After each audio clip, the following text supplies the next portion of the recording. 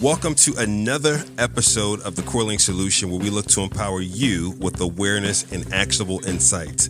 I am pleased to be joined by Amita Mehta for this episode.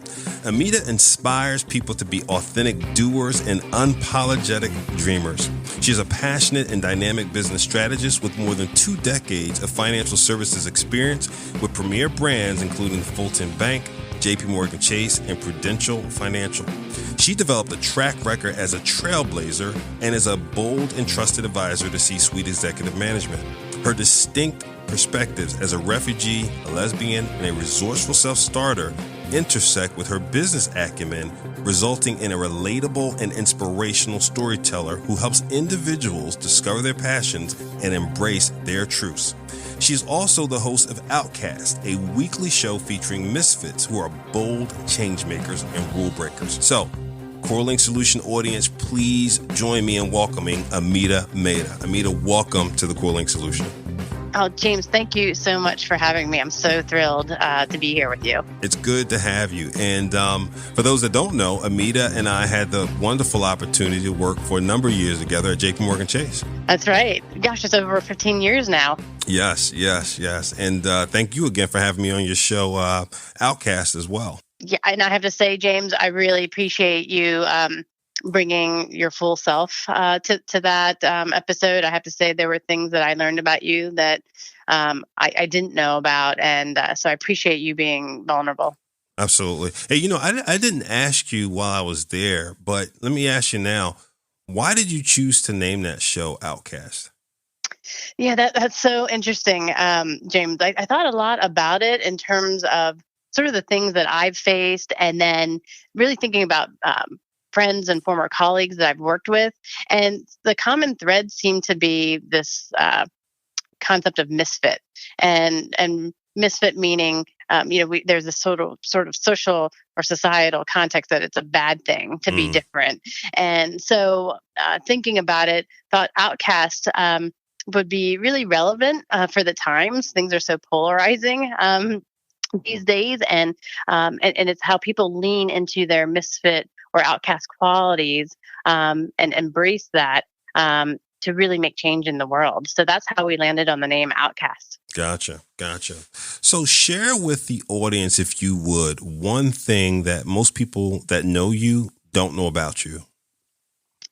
This one's an interesting one. I would say I think people, especially when I'm out talking to students, it's not necessarily, hey, I was thinking like the big reveal is, hey, I'm a lesbian. That's not really the thing. I think what people find interesting is that at 5'2", I always used to say I was 5'3", but at this height, I actually played basketball and played at the collegiate level. So I would say basketball is something that people wouldn't necessarily pick right off the bat in terms of something I do. Gotcha. Well, there's been a lot of, I was going to call you shorter, but, 5'2" is not necessarily, is 5'2" considered short for women's basketball? I wouldn't say necessarily so. I think I sort of held back on that in my college days. I guess I sort of took myself out of the, sort of running thinking 5'2" was too short. But again, you look at men's basketball. I mean, think about Spud Webb. Right. That was probably equivalent of me being, 5'2" in this arena. So I think it is all about mindset too. I think again, even at that, at that height, it wasn't necessarily a disadvantage for me in high school and college ball. So it's sort of how you see the court, and so to speak. So you'll find I'll use a lot of analogies, sports analogies, as we talk. Yeah, no, that's good. So, one of the things that was really apparent to me as we talked back then, before Outcast, and even now as I was preparing for this, is some of the powerful words around what you're doing now. Authentic doers and unapologetic dreamers, right? In terms of what you inspire people to be, helping folks discover their passions and embrace their truths, right? Which are things that are really near and dear to my heart and what I'm about. And then being, again, this bold and trusted advisor to C-suite. What has you here at this moment? What led you to this path of work? I would say, James, I could say all the things in terms of leading large scale implementations, administering billion-dollar syndicated loans. That all sounds sexy in terms of execution, in terms of bottom line results for organizations. But what I found over time, through the past over 2 decades in the corporate world, it wasn't necessarily just being able to execute and do my job well. I think what set me up, that was all foundational, but the secret sauce was really leaning into my emotional intelligence as a leader. So it was those sort of inflection points and challenges that I was met with in my career that led me up to now. And I would say it was just a build in the making, because as I found, as I was encouraging and coaching people to bet on themselves and lean into their authentic leadership, I found that wait a minute, Amita, it's about time that you start walking the talk. And so that's what led me here in terms of launching out of the corporate world and really betting on myself to be able to show people that you can be successful in no matter what you do or choose to pursue in your career and life. Yeah. Now, you spent quite a number of years in the financial services world. Was there any particular defining moment that helped, identify that need to exit, if you will, and kind of get you moving down that path? Yeah. And I would say it was relatively early in my career, James. This is actually when you and I were at JPMorgan Chase together. And I, at that time, I was sort of finding my independence as an individual, sort of breaking free of all the sort of expectations that family and friends sort of set upon you. And I started to become more self-actualized as an individual. Quite honestly, my student loan debt was paid off. I was actually making money. And so I was, feeling Freedom. like, freedom, like a sense of freedom and happiness in terms of like, wow. And we talked a little earlier about sort of this self-sufficiency that like I was really making it out on my own. Everything that I thought I could do, I felt like I was doing it in the corporate environment.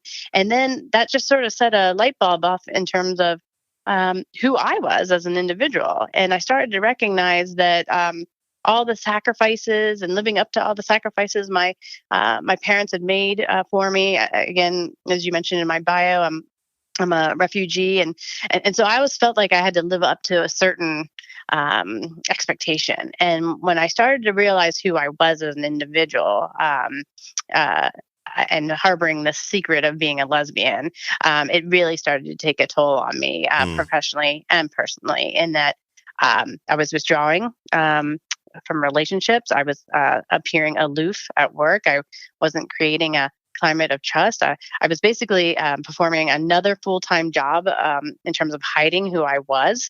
It was truly exhausting. And when I finally confided and leaned into a true ally in my twin brother, that led me. It was a tough conversation I couldn't even say the word, James.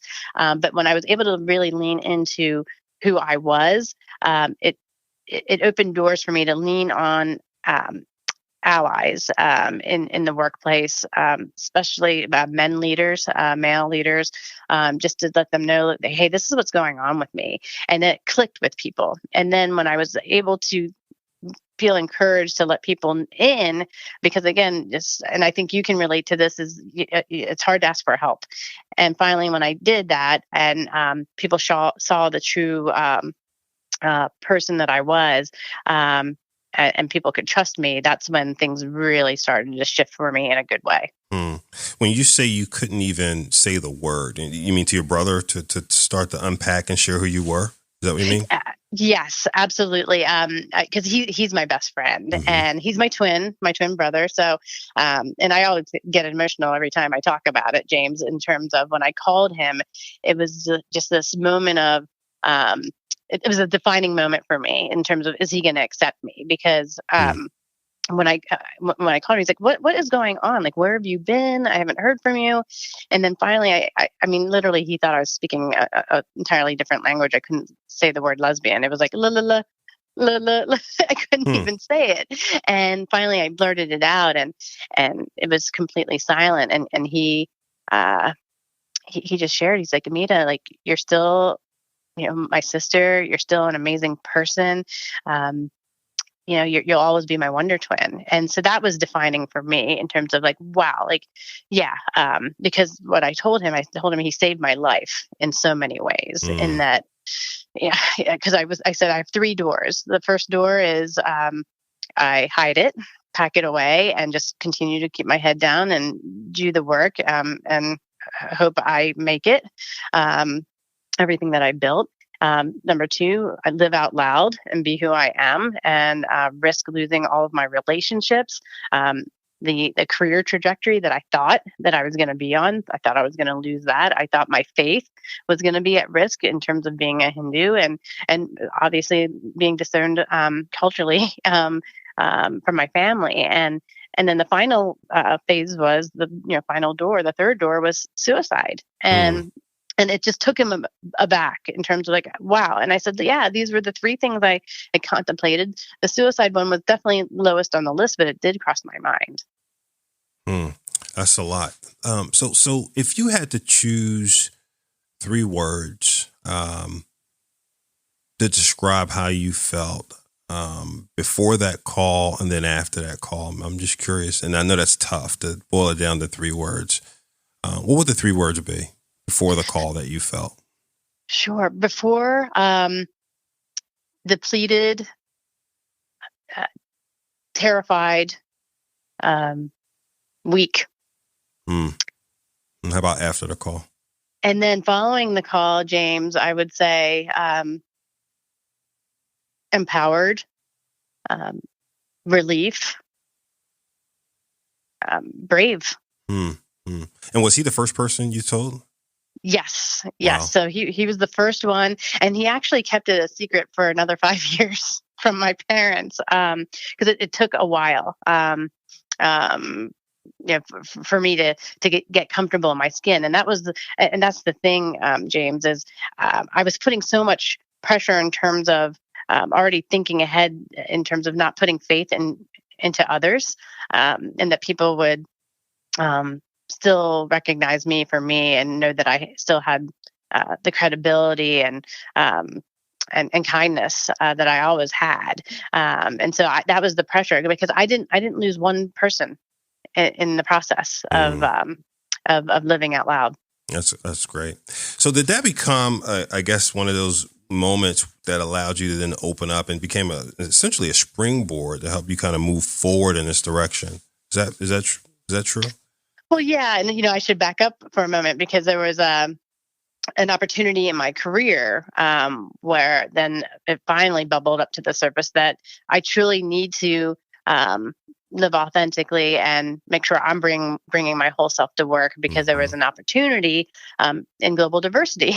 So I honestly thought it was going to be a long shot. It was a opportunity that was like, I was so excited about it. It was going to be in Manhattan out of headquarters. And when, what, I landed it. I landed the role in global diversity. And then it clicked with me that I can't very well be in a role where I'm encouraging people to bring their whole selves to work when I'm hiding. So that was sort of the big sort of impetus and inflection point to say, whoa, hang on, Amita, you need to take a look in the mirror and really be Mm. honest. Gotcha. That's good. That's good. So now when it sounds like the first part was your own personal transformation. And then talk about then how you began to, shape the business concept and move to transforming from the corporate life into your own business. Yeah, and that was just again, it sort of organically happened, James, in that I would uh, transition and move into roles where I was running large scale implementation, so executing on business strategies for senior leaders. I was a chief of staff and business manager to several senior leaders. So that just started to morph into um, building relationships with leaders that trusted the truth in me, and like they'd seek my counsel sometimes, and sometimes be afraid of it. In that, I'll never forget. I walked out of a meeting. I was relatively new in a role. It was a group of people, my new boss, and everyone shuffles out, and I'm still standing in front of my new boss, and he's like, "Can I help you?" And I'm like, "Yeah. Do you have a second?" And he's like, "Yeah, sure." And what I shared with him was, "I have some feedback. Just wanted to share with you. Did you sense some of the fear that was in the room?" And he's like, "What do you mean?" And so I shared that it just seemed that people are fearful to share their points of views on things, essentially afraid of him. And he's like, "Well, what do you mean?" And so I said, "Okay, well, let me get at it. What I'm trying to say is, have you thought about it's not what you say, it's how you say it." And he slumped down in his chair for a moment, and I thought, "Oh, I'm going to be fired." And he looked up and he's like, um, no one's told me that directly, but that's something I've been working on. And that shifted our relationship. Mm. And so by being honest with individuals in a way that is not putting them on the spot, but then he would seek me out as an advisor. And so that sort of followed me in terms of my reputation, in terms of, well, I'm a straight shooter. I'm comfortable having uncomfortable conversations with individuals. So that just organically happened with leadership. And then as I started leaning into sharing more of myself, in terms of I'm human, and as you lead teams, and giving tactical examples out there in terms of how you run your town halls and your leadership teams, in terms of making sure everyone has a voice at the table. So it just really, that was sort of the impetus there, James, in terms of what got me to making the launch, in terms of being a sort of a full 360 leader, if that makes sense. Mm-hmm. So now as you start to think about, again, creating a business, right? Because once you've been in corporate for quite some time, hanging your own shingles and starting your own business can be a daunting task, branding, getting your first client set, so on and so forth. And you've done it successfully. Talk a little bit about what you offer your clients in terms of the package, so to speak. Yeah, so it really did begin in terms of out representing organizations at conferences, and it was about the business acumen I brought. So being able to share not only my work, but how I approach my work as an individual and as a leader. So what we were finding, it was my story, in terms of being able to talk through sort of all the adversity I'd faced, sort of being that resourceful self-starter, and even being a basketball player, being that point guard, translated itself into my work. So that was sort of like the platform, James. So it sort of started different from how I'm managing my business plan now. It started with me as the brand. And then me recognizing, like, wow, I do bring sort of this entrepreneurial sort of mindset. I was very opportunistic in financial services, so really had this rounded out skill set from a business acumen side, and so that translates itself well with working with other organizations. So that was an appeal to me, to be able to say, oh wow, like here's an opportunity where I could work for so many other brands, and industries, retail as well, and translate. Okay, well, I can take major bodies of work that you as a leader may not have time to do. It's a priority, but you're putting out fires all day. So I can come in, embed myself with your team, begin to mobilize and prioritize your work, but then also as an embedded resource, be that lens, that ear to senior leadership, to say, hey, this is what I'm hearing from your team, and perhaps maybe you're not hearing directly. And so really building that trust with the team and leadership. So it's sort of like that point guard, right? Building the relationship with the rest of the players, but then really advising the coach on the direction of things, in terms of how are they showing up as a leader? How are they managing their meetings? So again, I'm an objective observer, and can come back and report back to say, well, when you led that meeting today, you were on your device how many times? Your phone or your computer. That really set sort of a tone that made it seem okay for the rest of your team to do that, and you weren't present. So just little examples like that in terms of not only just how you're managing the work and how to get it done, but then how are you showing up as a leader? Gotcha. Now, I know a couple of the topics and such that you help that you drive rather are inclusive leadership, future of work, right? And all seem to center around kind of a culture of engagement, right? Both because what I heard even there, right, in terms of how you're coaching the leaders are around engagement. It seems to be a kind of a meta theme, if you will. Is that fair? Absolutely, 100%. It's how do you be that unforgettable leader, James? Because we talk a lot about people leave leaders, not organizations. So I think that's such a business imperative these days as it relates to how you're going to have a sustainable business. It is, again, there's a big element of making sure your teams look like the communities in which you serve, but then it's how are you engaging your talent, and are you encouraging them all to bring their whole selves to work? Because it's one thing to look like the community, but then there's another element of making sure it's not window dressing. Absolutely. And what's so interesting is when you talk about inclusive leadership and the future of work, one of the things that when people approach it, there's a way to approach it from feeling it, right? And what people feel about, a stronger intergenerational workforce and what the melting pot of the workforce looks like, so to speak. And then we've started to see increasingly more and more data, right? The latest, at least the latest data I've seen, for example, from Gallup and the changing demands of the workforce that they've published around, the things in terms of what the workforce is looking for are very different than what they were 5 years plus ago, right? From, what they say, for example, from my paycheck to my purpose, right? People are more focused on purpose than ever before.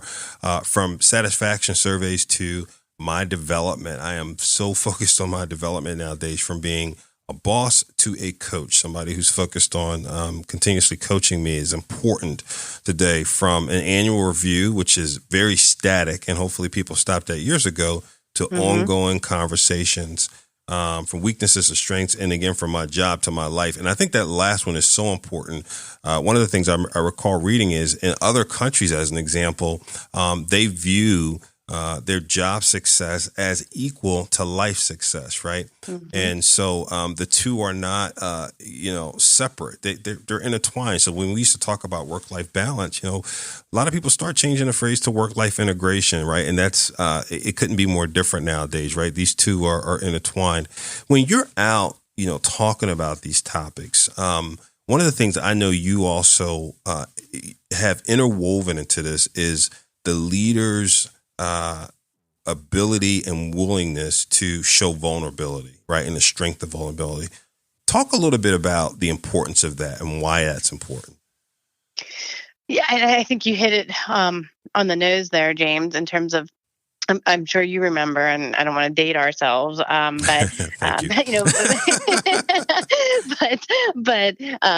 I'm sure you recall when you'd show up to work in terms of, here's my work life, here's my personal life, here's my friend's life. Like you had all these compartments that to which you would manage, and where we are today is, and think about all 5 generations. There are 5 generations in the workplace right now. It all intersects in terms of life and work. So to the extent that we're weaving in life into our vernacular, into how we're showing up every day, is important in terms of again, I think about leadership team meetings. You can just hop right to, like, okay, let's jump into the strategy session. All right, what are our objectives? Let's develop our KPRs. But when we miss out on the human element, I think that's where you lose people now these days. You lose people in terms of, like, well, okay, yeah, I can deliver, I'll get paid, but why am I here? Right. Because this is part of my sort of life now. So it's how do you weave in bringing life into, literally life into your meeting. So when you're talking about vulnerability, talk about your cousin Bob. who brought his partner to the family picnic. So it just gets people more, makes you feel more relatable as a leader. Or even, hey, I'm caretaking a family member or an elderly parent. And so when you let people in, it helps people recognize that you are human, and that they might be more open to share. Got it. Now, so for example, so let's use like DISC, for example, to help think about different leader profiles, right? So around the DISC continuum, I'm an S, right? So I'm naturally going to skew towards more relationships and understanding that. Let's take a D profile as example, who is very focused on getting things done, et cetera, or a C who's a little bit more analytical. When you think about, talking to leaders about showing vulnerability and expressing the benefits of it, how do you have that conversation?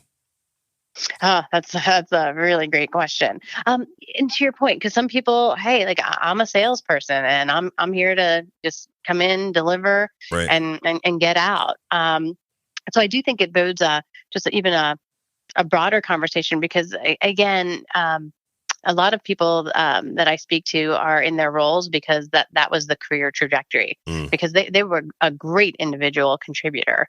And then to get promoted, you have to manage people, which, again, I think that that's shifting now, James, in terms of the future of work and upskilling. So it's not necessarily a bad thing. If you can still get promoted as an individual contributor, but Right. I feel like historically it's always been, okay, well, you're an individual contributor. Now to get to the next level, now you need to lead people, and that's the conversation I actually begin with people is, do you feel like you're in the right role in terms of being a leader of people? Like, is this the space you even want to play in? So I think it's having that broader conversation in terms of affording people an opportunity to sort of self-select out, perhaps, because sometimes I'm sure perhaps you've experienced it and you've seen people and you're like, how are they even in a leadership position? Right. And so I think it's Yes. being able to disarm people to have that conversation to say, well, what are you like? Do you really, does this light you up in terms of coaching and leading people? And look, there are going to be people that no, that doesn't, and I'd rather just come in and do my job. And so that, I think that's the sort of shift now in terms of conversations, in terms of the vulnerability. So I think the vulnerability conversation comes next when you know that, yes, we have the right person in the role, and they're definitely excited and lit up about the prospect of coaching people. Yeah, that's good. That's good. One of the things that we can't help but talk about, is where we are right now, right, in our country and the world's situation with the coronavirus. And I think about, for example, when 9/11 occurred and I was managing a large team at JPMorgan Chase, and, our team was in transition from parts of New York to Delaware. And I remember that day. I was actually supposed to go to New York that day. I was supposed to literally get on the Amtrak train, which I usually got on at about 5 in the morning. That got me to my New York office. I walked my New York office about 7:30. And that morning, driving to the train station, I decided not to go. I literally was on the way to the train station and said, no, I'm going to go work in New York that day, right? And the planes hit that morning, and my wife was trying to track me down. And I didn't tell her I had rerouted to Delaware that day. But then that day just took off. And because of the role I was in, I was managing HR service delivery at the time. Not only were we trying to comfort our team and help find team members, but we also became the call center for the company's employees, right? Helping, and then we also, as a bank, helped a lot of other financial institutions, et cetera, right? And same thing with Hurricane Katrina, Hurricane Rita, et cetera. So, having been in leadership roles, different times in different situations, the New York blackout, et cetera, it calls for different things, right? And leaders learn a lot doing those kind of situations. And they learn from people like yourself, right? They call on you to help, fine tune things and bring out different skills. In this moment, when you're going to be delivering your talk around inclusive leadership, the future of work, when it calls for leaders to, again, grow different skill sets, whether that's helping with thinking about, now hyper remote working, and things like that. What are the focal points within your talks you're gonna amplify or de-emphasize, because of where we are? What are the things that you're starting to think about?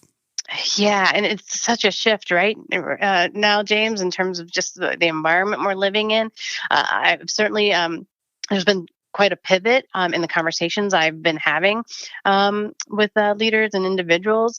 This can feel quite isolating, right? So even as we think about 9/11, I was actually in New York that day working on a migration, and it right away when you're moving to like a virtual sort of environment, when you're so used to having people pop in your office, or that you can sort of have that face-to-face time. And I know it sounds, it becomes more amplified now because it's like, well, we live in the world of social media and technology access. But what I'm hearing from leaders now is, Amita, like it does feel isolating. I don't have my team, at the ready necessarily. How can I be more effective? And what I impart on them is over communicate. So if you feel like maybe so and so may want to know that, communicate. Have your your huddle sessions that makes sense in the morning with your team, so that you feel connected. Not to say micromanage, because I think another key element is trust your people, right? So even though you don't see them every day, or if you're walking, if your typical, sort of, process is to walk the floors, that's not going to be the case right now. But you have to trust your people and trust that they're doing their work, but also try to afford opportunities where. Again, some people don't like video, chats and things like that, but really understanding how people want to be communicated to, and gathering people and just ask them, how are they doing? So I think also, James, is let's call the elephant out in the room in terms of like, hey, like we know that this pandemic is happening, for example. How are you doing? So even just check-ins with your team. Yes, it is about the work, getting the work done. Client needs are shifting, but just simple check-ins with the team. Record a video, even if it takes 5 times, 5 takes, but just shoot from the hip and be vulnerable and share with your team, to let them know that that you're there, even though you're not within bricks and mortar. And I think, James, this is going to really accelerate the shift to, unless your role really is indicative of having to be truly on site, I think this is really going to show organizations that people can pretty much work from anywhere. Yeah, those are good. Absolutely. So recap what you said. I'll just make sure I got them. So one, over communicate. Understand how people want to be communicated to. That's such a fine point there. Understand how people want to be communicated to. And as a leader, yeah, you hit a good point there, right? You can use video conferencing. There's so many tools available, et cetera, and you can bring people together virtually. Trust your people, afford them the opportunities to work differently. 3, check-ins, ask how people are doing. And 4, record a video, shoot from the hip. I love that, right? Sending around some things. And sometimes levity helps a lot. Yes. But one of the thematic things that you said through all those is be human. Yes, the human element. Be human. Okay. There are not books for everything or scripts for everything. And that's actually a good thing, right? Be human. Yeah. Absolutely. 100%. And I think also, like, knowing where you can create boundaries too, right? Because I realized over the past year and a half since I've launched out on my own, it was hard. It was hard to be out here working remotely or at different sites. So I think I have got a little bit of a head start relative to my peers, but I think feeling. Trying to get comfortable with the uncomfortable, but creating boundaries as well. I think you nailed it on the head. I took some learning from you when you were on my show, Outcast, about taking some time for self-care. Like you have your morning ritual. Like you do not check that phone. And I keep my phone in the other room now in mornings. So I try to, it's hard, but really creating the boundaries, because some people may find that they work better, from 5 to 10, or what have you. But I think the one piece that I learned from you is making sure that you're creating boundaries and managing self-care. Yeah, absolutely. Absolutely. Well, as we start to wrap up, the couple questions I have for you. One, as you think back through your career, your illustrious career, Thank you. what's something you failed at? This is a good one, because we don't like to say what we failed at. I mean, this was something.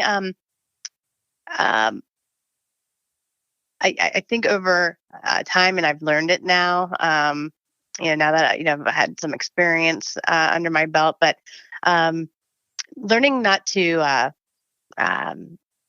cover, or I'm losing what the one word now. There's a hot word that they call it, code switching.